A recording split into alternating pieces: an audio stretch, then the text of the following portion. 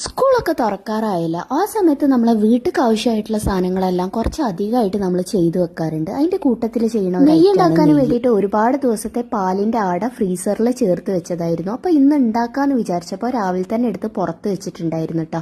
പിന്നെ അതൊന്ന് ഒരു പാത്രത്തിലേക്ക് മാറ്റിയിട്ട് നന്നായിട്ടൊന്ന് ഉടച്ചു കൊടുത്ത് ഇതേപോലെ ഇടക്കിടക്ക് ഇളക്കി കൊടുത്താൽ മതി കേട്ടോ. ഇതൊന്ന് കാച്ചിയെടുക്കാം കേട്ടോ. പാല് തിളച്ച് പൊന്തണ പോലെ പൊന്താൻ ചാൻസ് ഉണ്ട്. അതുകൊണ്ട് നമ്മൾ ഇടക്കിടക്കൊന്ന് ശ്രദ്ധിക്കണം കേട്ടോ. പിന്നെ ഒന്ന് കുറുകി വന്നാൽ പിന്നെ പേടില്ല, തിളച്ച് പൊന്തണ പ്രശ്നമൊന്നും വരില്ല കേട്ടോ. നോൺ സ്റ്റിക്ക് പാത്രമാണ് ഏറ്റവും നല്ലത് കേട്ടോ. പിന്നെ നമ്മൾ നെയ്യ് ഉണ്ടാക്കുന്ന സമയത്ത് ഒരു സൈഡായിട്ട് നെയ്യ് അവിടെ ഉണ്ടായിക്കോളൂ, ഇടക്കൊന്ന് ഇളക്കി കൊടുത്താൽ മതി. ബാക്കിയുള്ള സമയത്ത് നമുക്ക് ഏത് പണി വേണമെങ്കിലും ചെയ്യട്ടോ അതിൻ്റെ കൂടെ. അപ്പോൾ അതാ നമ്മളെ നെയ്യ് ഏകദേശം റെഡിയായി, നന്നായിട്ട് നെയ്യെല്ലാം തിളഞ്ഞ് വന്നിട്ടുണ്ട്. ആ സമയത്ത് നമുക്ക് അപ്പോൾ നിങ്ങളെല്ലാവരും സ്കൂൾ തുറക്കണതിൻ്റെ മുന്നോടിയായിട്ട് ഓരോരോ കാര്യങ്ങളൊക്കെ ചെയ്ത് വെക്കുന്നുണ്ടാവുമല്ലോ. അപ്പോൾ നിങ്ങളെന്തൊക്കെയാണ് ചെയ്യാറുള്ളതെന്നൊന്ന് ഷെയർ ചെയ്യണേ. അപ്പോൾ ടാറ്റ ബൈ ബൈ.